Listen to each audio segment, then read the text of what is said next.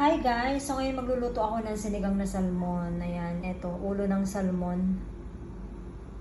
So ayan guys, ginisa ko muna yung bawang. Nilagay ko na din yung sibuyas.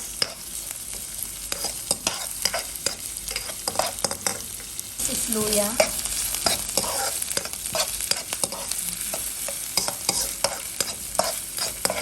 Next, nilagay ko na din yung kamatis.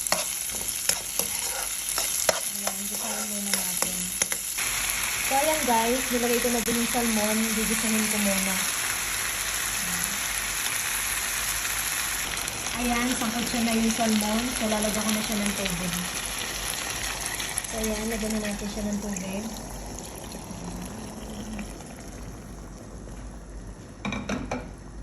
So ito guys, nilagay ko na din yung okra saka yung siling haba. Ayan, kumukulo na siya. So isusunod ko na yung lettuce. Ayan, nilagay ko na din yung lettuce. So pakuluin ko lang siya ng pakuluin. Tapos kain na.